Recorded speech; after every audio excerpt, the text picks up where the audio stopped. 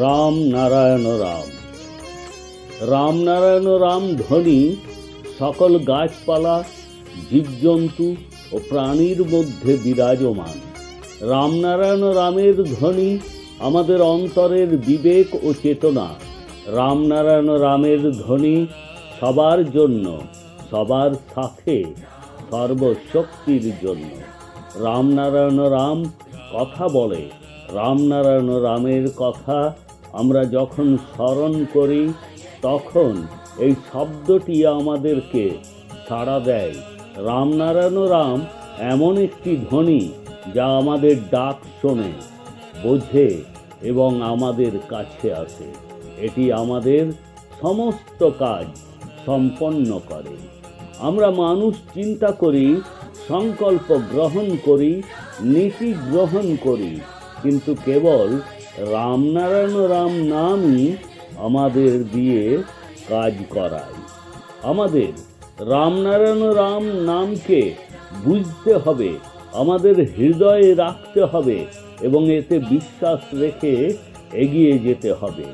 আমরা যে কাজই করি বা যাই ভাবি না কেন, এসবের মূল ভিত্তি হল রাম নারায়ণ রাম। এটি সর্বত্র, প্রতিটি কণার অন্তর্ভুক্ত।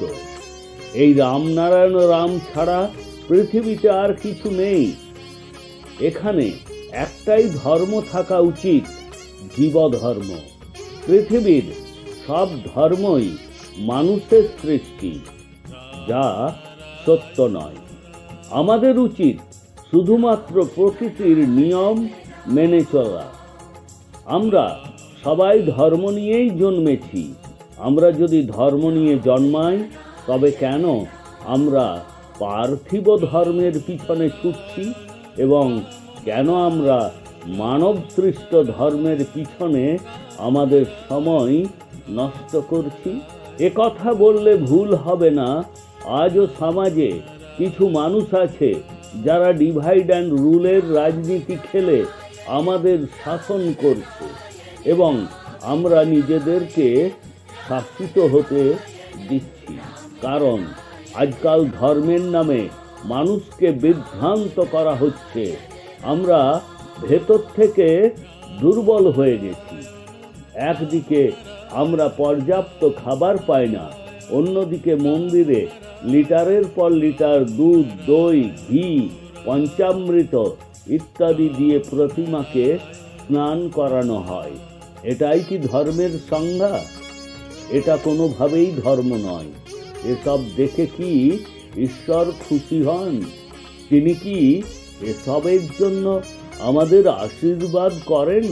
কোথাও কোথাও বিধাতাও অবাক হয়ে দেখেন আমার সৃষ্ট মানুষ আজ কোন পথ ধরে চলেছে। আমাদের এটা মেনে নিতে হবে যে আজ সমাজে কোথাও সমতা নেই। যদি ডিভাইড অ্যান্ড রুলের কথা বলি, তাহলে আজ জাতপাতের নামে মানুষকে বিভক্ত করা হচ্ছে।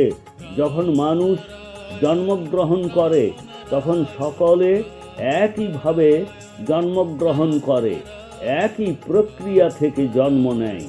আমাদের ভিতরে একই রঙের রক্ত বয়ে চলেছে। তাহলে আমরা আলাদা হলাম কিভাবে? কে আমাদের আলাদা করলো? আজ আমরা এখানে বসে আছি, আমাদের চেয়ে উঁচু পদে অন্য কেউ বসে আছে, আর কেউ বা বসে আছেন আমাদের চেয়ে নিচে। আজ আমাদের চিন্তাধারার পরিবর্তনের দরকার।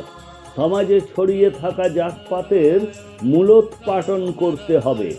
মানুষের তৈরি সংবিধান ও ধর্ম বিজ্ঞানসম্মত নয়।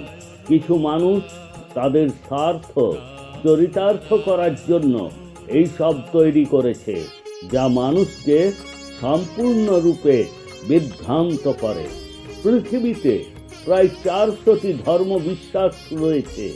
ধর্মের ঠিকাদাররা যারা এই সব ধর্মীয় রীতি তৈরি করেছে, তারা তাদের আড়ালে মানুষকে শোষণ করে। প্রথমত মানুষকে বুঝতে হবে যে আমরা যখন এই পৃথিবীতে এসেছি, আমাদের বয়স যাই হোক না কেন, সর্বোপরি মরতে হবে। কারণ মৃত্যু একটি চিরন্তন সত্য। তাই এই স্বল্প জীবনে কাউকে হিংসা বা ঘৃণা করা উচিত নয়।